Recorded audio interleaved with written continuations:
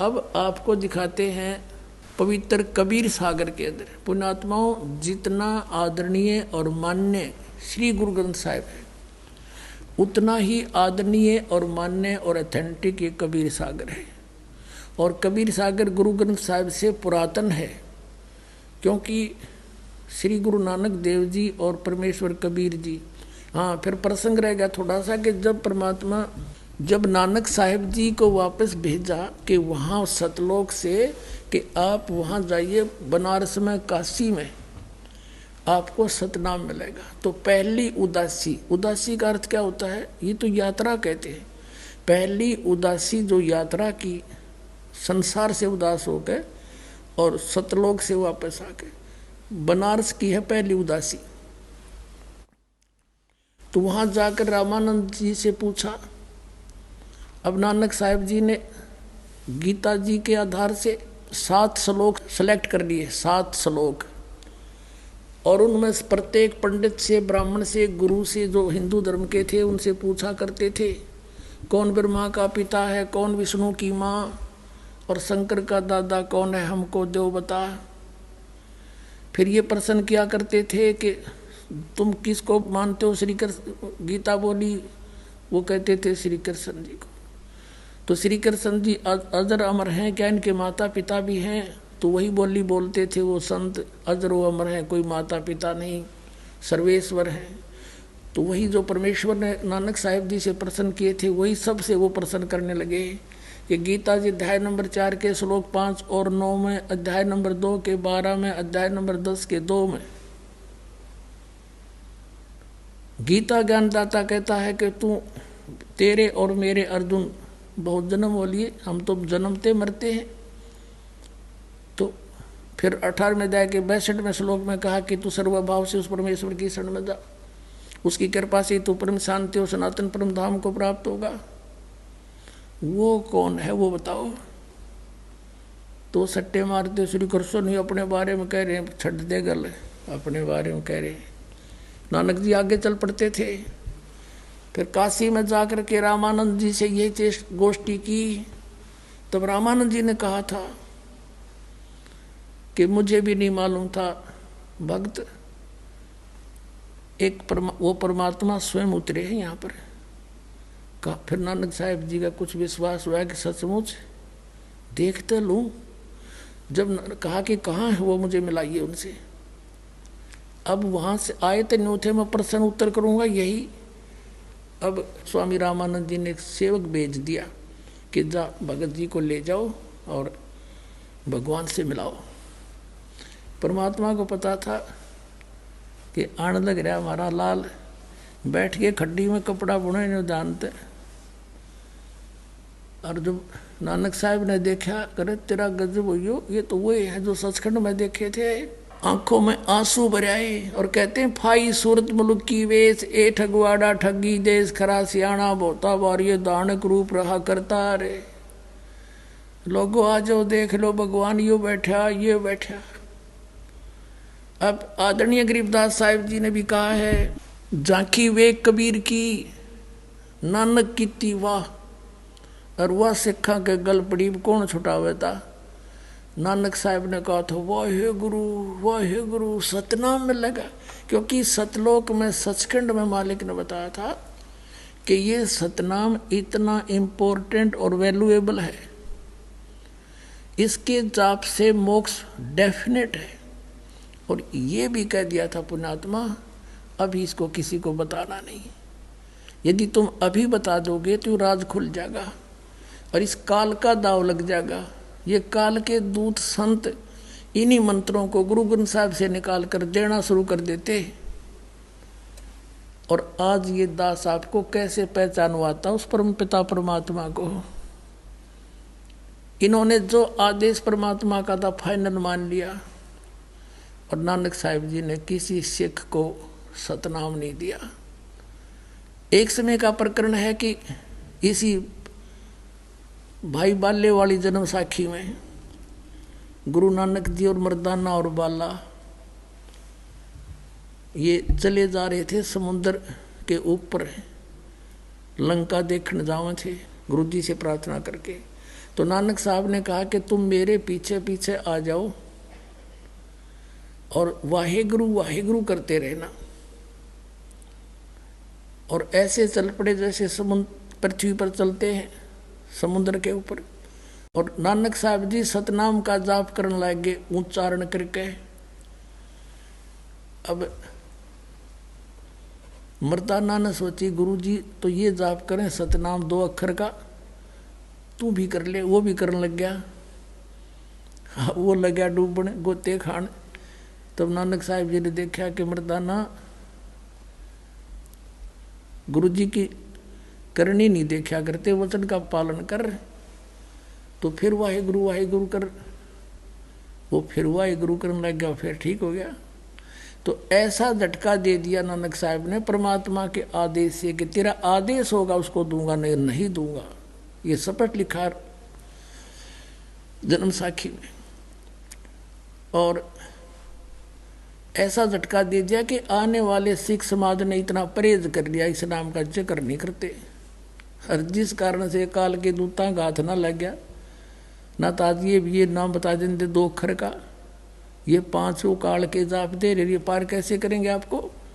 ये डबोने वाले पंथ है, सारे काल के पंथ है। अब ये पंथ है वो जिसमें सारे पंथ मिलेंगे आकर, सत्कर मान लेना पुण्यात्मा।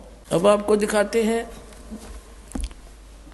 वही जन्म साखी भाई वाले वाली, जिसमें वो कौन सा है 2 अक्षर का नाम देखिएगा। ये वही जन्म साखी है, सब तो बड़ी भाई वाले वाली जन्म साखी, वही डॉक्टर जीवन सिंह। ये है ई जन्म साखी अज तक छप चुकिया नालों वड्डी है, सब तो वड्डी ते पुरातन यानी पुरानी है भाई वाले वाली जन्म साखी। श्री गुरु नानक देव जी दी ये पंजे साहिबां दी साखी ते 10 पातशाहां दे जीवन समेत मुकम्मल साखियां हन। Doctor Jawahar Singh Kripal Singh and company, पुस्तकां वाले गली नंबर 8 बाबा न ये बाग रामानंद अमृतसर। इतना। अब हम फिर आते हैं समुद्र की साखी सुनाएंगे आपको थोड़ी सी। ये देखिएगा समुद्र दी साखी और पृष्ठ 547 हम यहाँ से पढ़ेंगे। बाला संधु उवाच, बाला संधु का वचन। ताते हे गुरु अंगद जी जद गुरु नानक जी अजीते पासों विद्या होए, मर्दा ने किहा सच्चे बादशाह जी असा समंदर ता देखिया पर लंका ना देखी जिथे रामचंद्र जी चढ़ाई कीती है। ता गुरु नानक जी किहा चलो भाई बाले ते मर्दाना तुहानू रंज नहीं करना, आखी मीटो जा आखी मीट के खो लिया। ता समंदर दे कंडे जाई खड़े होए ते आखन लगे बाला ते मर्दाना मेरे पीछे पीछे चले आओ, मुखों वाहेगुरु वाहेगुरु कहंदे आओ। आगे आगे गुरु जी तुर पे जैसे धरती ऊपर तुरदे सन, उसे तरह समंदर ऊपर तुर पे जा चले जावण ते पीछे बाला ते मर्दाना जावण। ता मर्दाने विचार कीती कि गुरु नानक देव जी ओम सोहम जपदे जांदे हन। ये है 2 अक्षर का सतनाम। ता मर्दाना भी ओम सोहम लग्गा जपण ते लग्गा गोते खावण। ता गुरु नानक जी देखण ता मर्दाना गोते खांदा है। ता गुरु जी क्या मर्दाना गुरु जी करने वल नहीं देखना, गुरु दे वचना पर चलना चाहिए। तू मर्दाना ओहे आख जो असा आख्या है। ता मर्दाना फेर लग्या वाहे गुरु कहन। ता फिर जल ऊपर उसी तरह तुरन लग। अपने आत्माओं धर्मदास मोरी लाख दुहाई, ये मूल ज्ञान की तबार न जाई, मूल ज्ञान बाहर जो पढ़ी, बिचली पीढ़ी हंस न तरही।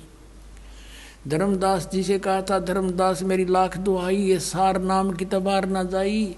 और परमात्मा कहते हैं कबीर साहब के, सो हम शब्द हम जग में लाए, सार शब्द हमने गुप्त छुपाए। किसी भी सदग्रंथ में, किसी भी संत के, कबीर साहब से पहले ये सो हम शब्द कहीं नहीं था।